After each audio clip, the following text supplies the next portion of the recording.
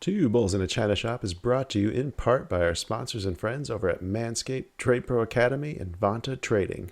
Manscaped is the best in men's below-the-waist grooming with precision-engineered tools for your family jewels, and with a new and improved 2.0 version of the Weed Whacker now available, it's the perfect time to take advantage of our exclusive offer of 20% off and free worldwide shipping using promo code 2bulls at manscaped.com. As always, that is the number 2. And when it comes to institutional quality trading education, look no further than TradeProAcademy.com. In our free Discord server, you'll find instructions to take advantage of our discount with them as well. And for anyone trading futures, check out VantaTrading.com. Founded by Mr. W. Banks and Baba Yaga, they provide a ton of educational content with the focus of teaching aspiring traders how to build a repeatable, profitable process. Our exclusive discount code for Vanta can also be found in our free Discord server. We'll have all of those links and more in the episode description. Thank you for listening, and I hope you enjoyed today's conversation. You are listening to an entertainment program put together by a company called Financial Ineptitude. Anything said on this show is not an endorsement or professional advice. Would you really want to tell a court of law you were suing us because you thought taking financial advice from two idiots on a podcast put out by Financial Ineptitude was a good idea? Really? Clown hat smiley face. Hello, everybody. Good evening, morning, afternoon, wherever you are. I'm your host, Kyle. Joining me today in the China Shop is Erik from ES Invests, as is tradition. You're listening to our midweek update, where we look at key news stories, discuss trade ideas, or just shoot the shit, depending on how the mood strikes us. If you'd like to reach out with any suggestions, corrections, or trade ideas you'd like us to look at, you can do that via email at 2bulls@financialineptitude.com. Or you can join our free Discord server, where a bunch of amazing people gather to share our struggles and lessons learned with other like-minded market aficionados. Now that we got all that out of the way, Erik, how you doing today, man? Great. I've been listening to a lot of Lil Dicky, so my days have been Lil Dicky. He's a rapper, but it's all his rap is super funny stuff. Like none of it is like turn up my headphones. Oh no, that's fisticuffs. I don't know that one. That's Dave Chappelle. Yeah, but yeah, Lil Dicky. He's hilarious. It's super creative. It's funny as hell. He has a song called "Saving Dat Money." That nice. Yeah, it has 6 million views on it or whatever, but essentially he makes a really crazy rap video, but the whole premise is he spends $0. So he's like asking people, he's like literally going around asking people to use their yachts. He gets like a Lamborghini to borrow for the music video. He crashes T-Pain's music video to use his set. So he can do it all for $0. Yeah, dude, it's hilarious. So it really is so good. And he taught, it's everything that you would expect. Super good. You ever listen to, what's the guy, Reggie Watts? You ever heard of him? No. He does some really wild, just random shit. I think he's more of a comedian. Does a lot of like beatboxing and stuff, like where you use like the little looper thing and you like create a song like out of scratch. But he's got one that I always love, just talking about words and adjectives. You don't hear gerunds very often in a rap song. I'm also a nerd. What you been doing this week, man? I remember last time we talked about your IWM, you had some puts out there. I was curious. I don't remember when you said the expiration date was, but I was wondering if you got to sign those or if you're still holding them. Yeah. So I'm sorry, which position did you say? The IWM, I think you sold some calls, I think, right? Did you sell calls or puts? Yeah, so I had in the money calls. Those got called away. Yep. And then I have some new short puts that I sent out, but those are not in the money. Those are at 181. So they were temporarily underwater, but I sold those on 20 June and those expire 3 July. So those still have a little time left on the books. And yeah, that's still a pretty like really light offering for the covered strangle. I kind of specifically am keeping the position tight just because implied volatility is still like really low. Implied volatility percentile specifically. Yeah. So yeah, I like to maintain exposure when I can. But yeah, otherwise not offering a whole lot here. Well, what else are you trading this week? I have on a handful of positions. Right now, I'm still working an Apple ratio call diagonal, which I think we've talked about before, but that's been that's just been working obviously beautifully. It's been in a Yeah. parabolic raise up since I entered on the 10th of May. Oh yeah, So nice I'm just, pickup there. yeah, I'm just letting that run. And then the other one that I have a relatively new position via the deep in the money long calls is Celsius. And I entered Celsius Celsius, really? on, yeah, it popped up on a institutional scan that I run. So it looked like there was pretty good support and it looked like it was running up reasonably well. So yeah, I entered that on the 13th of June. Okay, wait. What So is that's Celsius Holdings? What do they do? Celsius holding. Have you? Do you guys not have Celsius out there? Is it a drink? 'Cause that's what it looks like. Beverage, non-alcoholic. Yeah, it's exactly it. It's like an energy drink. Oh, I thought this was a crypto exchange. Negatron. I know Celsius is a coin. Maybe that's why I was confused. Okay. Huh. So what keyed you in on these guys? Yeah, it was really they just popped up on a scan, Hmm. and it looked generally interesting to me. I'm looking at their daily chart right now, and there's a couple of days in there with some huge volume spikes on them. So Yeah, there's and one I from last exactly. Friday. Yeah, Yep. And I think a lot of that is just institutional support coming through. interesting. Well, what's the trade on that one? Like, how walk me through like how you identified it and set it up. Yeah, so I identified it via the scan that I was referencing, the just kind of institutional support. Then I took a look at the chart. It looked bullish to me. So Hmm. then I entered with deep in the money long calls for the leverage, 200 plus days out. Oh, so more like a leap. Yeah, it's technically leaps are greater than a year out, but to Yeah, your point, yeah. it is a longer dated option. And I do that specifically for leverage. It's cheaper Hmm. than me buying the underlying. That's why I go in the money. And that's why I go far enough out in time because most of these stocks, if I were to buy and hold them, I wouldn't hold them for a year anyways. Right. So I use options as a way for me to be a bit more efficient about it. And I go deep in the money to minimize theta decay, behaves more like the stock. I enjoy less of the parabolic growth efforts, but Hmm. nonetheless, yeah. Yeah, because if it continues going up, you're basically getting a one for one moves at that point, right? Yeah, yeah. So how does that like when you like how deep in the money do you go with something like this? Like 50%? It's essentially following the same protocols that I would for any sort of ratio diagonal strategy, Hmm. is really what it comes down to. So in this case, I like to go 80 plus delta in general. Okay. Yeah, that's I think isn't that like how Nancy Pelosi puts a lot of her trades in? Like wasn't she just exercising a bunch of Nvidia and was it Microsoft calls that she had like Yeah, super I deep in the mean, money? I assume she bought them deep in the money for that reason. it to me it just seems like it's a good general policy to, trade things that you know about and are influencing policy on. To me that, Yeah, I mean, yeah. fair enough. But using the options instead of buying the underlying is I thought about that. I understand the concept, but I don't think I've ever tried to actually deploy that.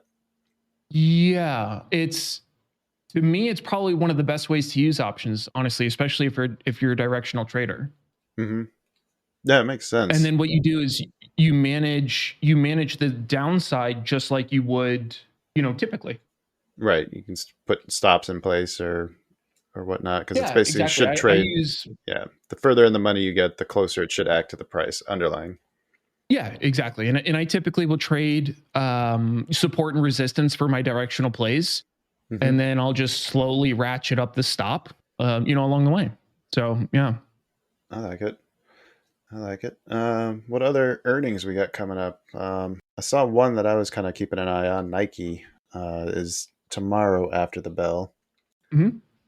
I was looking at that one, and I just can't decide which way I'd want to try to take this trade. I like the way the volume has been coming up over the last month, leading up into this earnings. I like the way that it's kind of broken structure finally. We're getting higher highs and higher lows. I kind of would like the if I wanted to trade this as like an earnings play though, my inclination as I was looking at it was to try and sell like a 30 delta put, which would line up with somewhere around like 109, I think. My thesis is bullish, but I don't want to go YOLO on call options because I've seen way too many times where, you get a great earnings report and it just doesn't go that way because that's what everyone's expecting.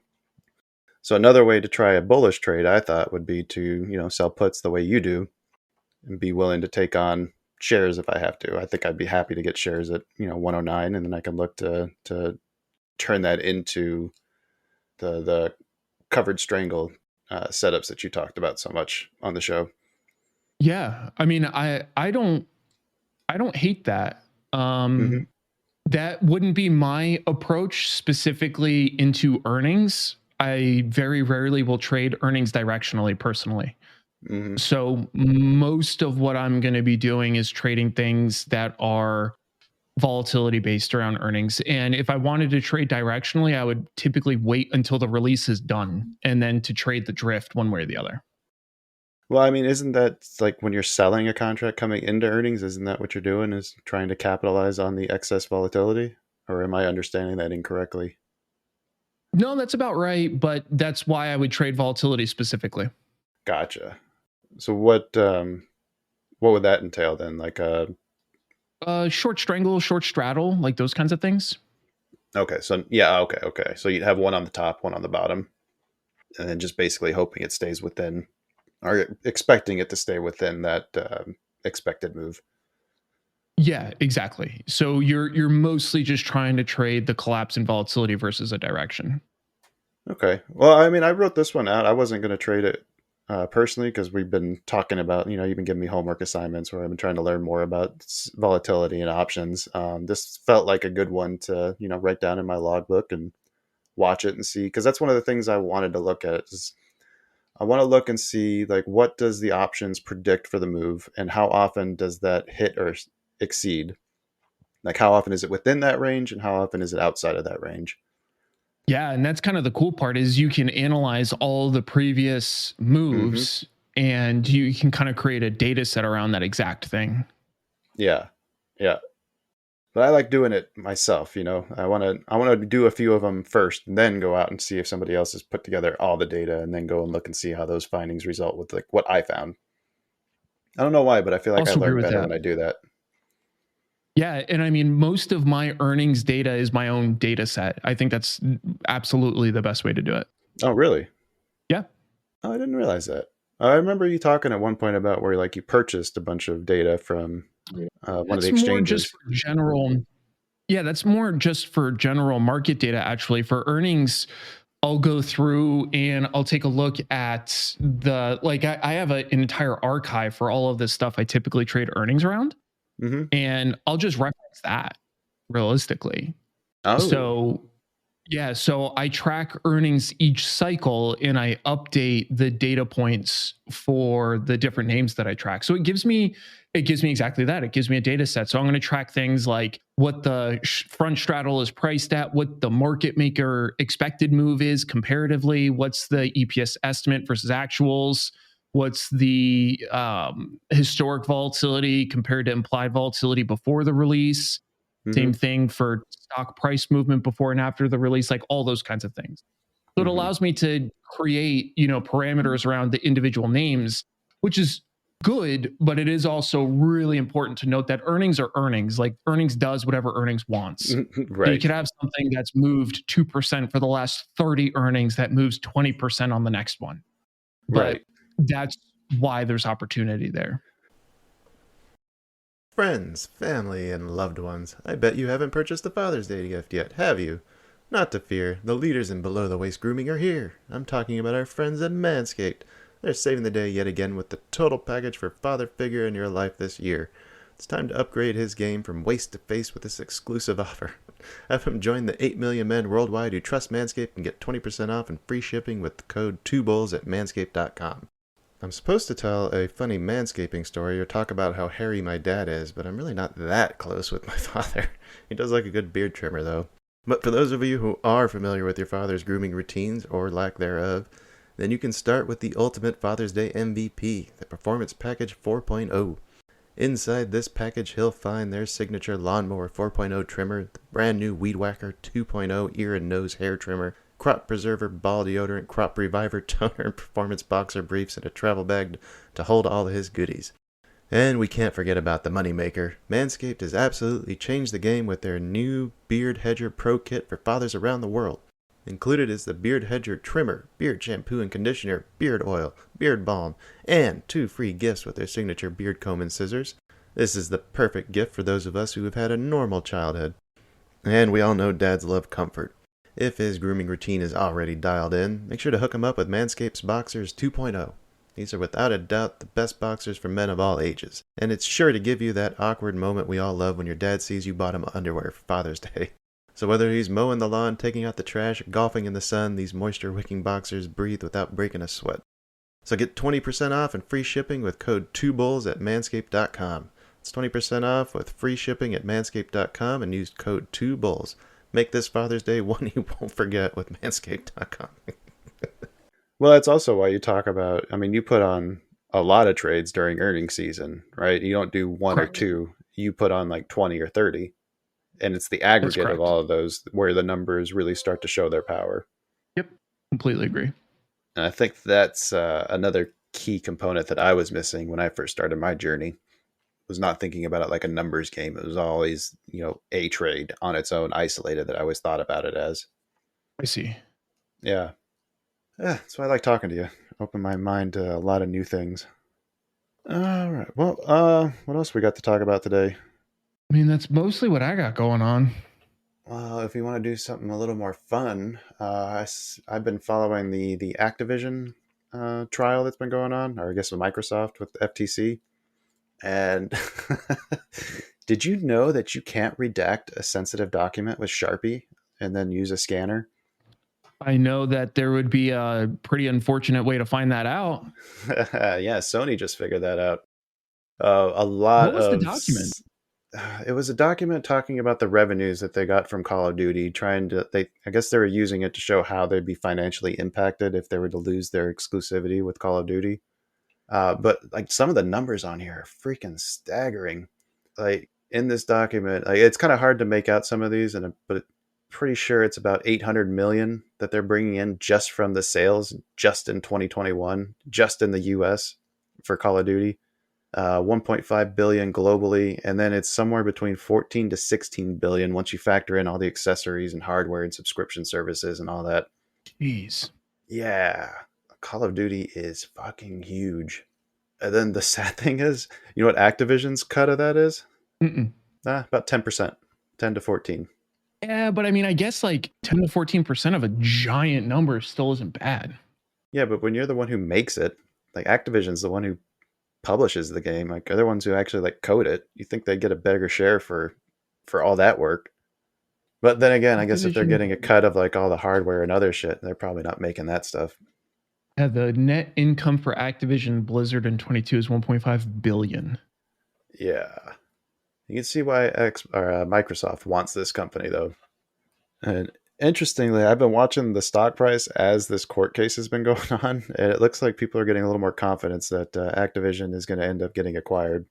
There's still a lot of uncertainty, but I think it was trading. I think it closed around 83, 84 today. Mm.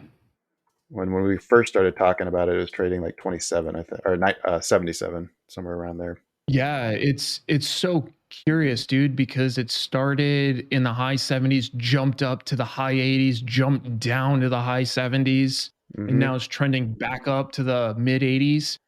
I mean, it's kind of cool to see the stock price reflect the current information pertaining to the deal. Like that's very fun to me. Yes, me too. Like it's almost like you can see the arguments that are the cross examinations happening in real time with the stock price.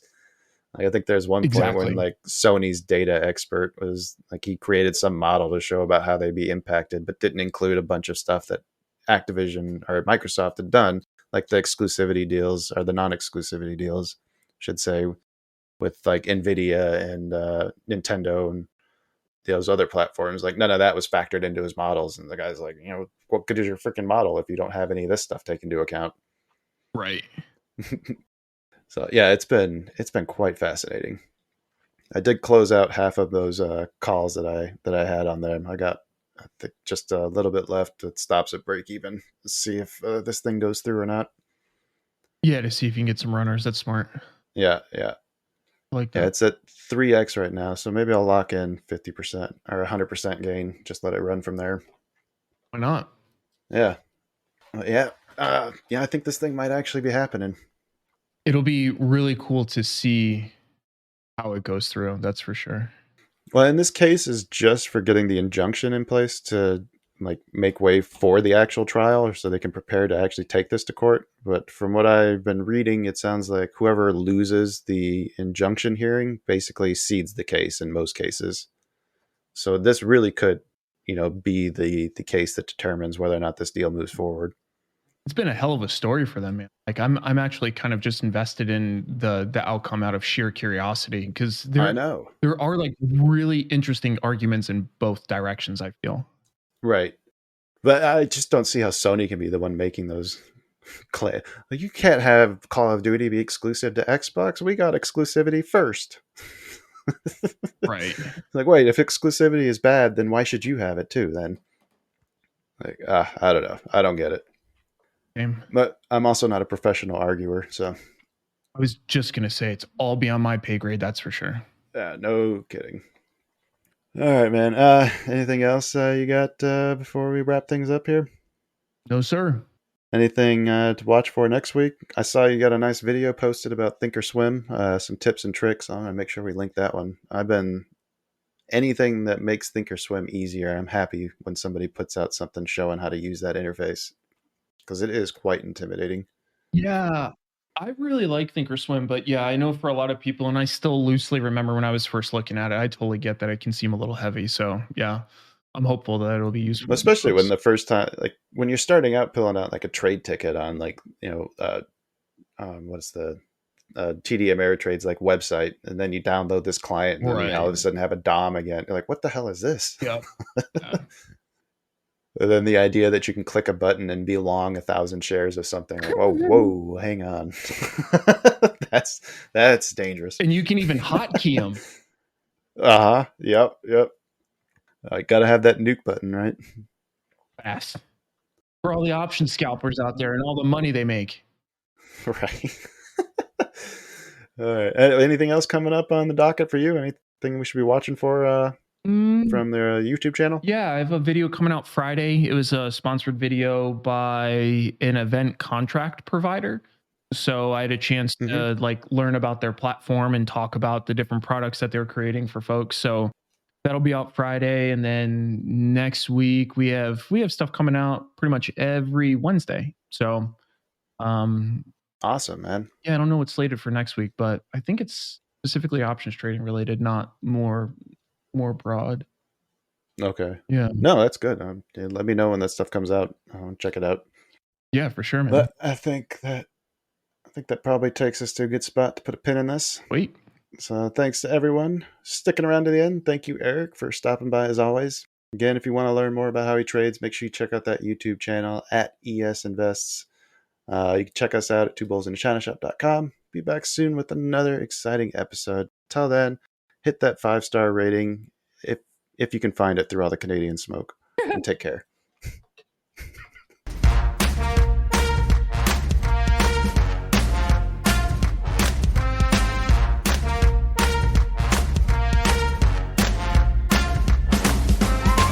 Two Bulls in a China Shop is an entertainment program, and all thoughts and opinions expressed in the show belong to the hosts and not of any company. They are not intended to provide specific advice or recommendations for any individual or on any specific security or investment product. It is only intended to provide entertainment about stocks in the financial industry of trading.